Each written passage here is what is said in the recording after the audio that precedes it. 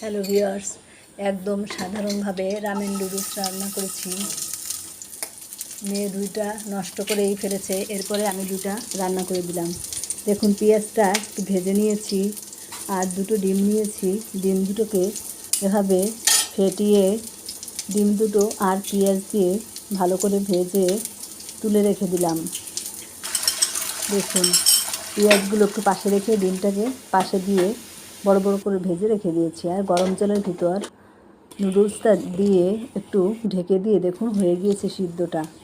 এরপর আমি দিয়ে দেব যে মশলাগুলো আছে প্যাকেটের ভিতরে প্যাকেটগুলো কেটে মশলাগুলো ওর উপরে দিয়ে একটু সময় আমি নেড়ে চেড়ে নেব।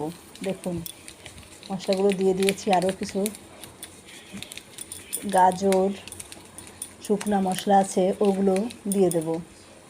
তারপরে নেড়ে চেড়ে আর একটু সময় রান্না করে আর একটু জলটা কমে যাবে, তখনই আমি ওই ডিমগুলো আগে যে ভেজে রেখেছি ডিমগুলো দিয়ে এরপরে নামিয়ে মেয়েকে দিয়ে পরিবেশন করাবো। দেখুন, আমার নুডলসটা কিন্তু রান্না হয়ে গিয়েছে। আর এই মশলাটাও একটু নরম হবে, তাই একটু সময় নেড়ে চেড়ে নেব।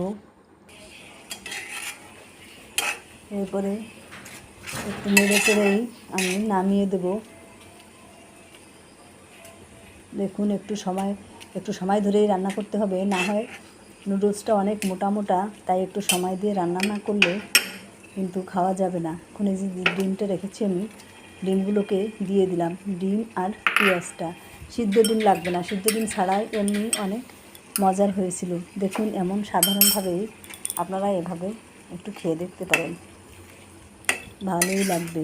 ধন্যবাদ সকলকে, আপনারা সকলে ভালো থাকবেন।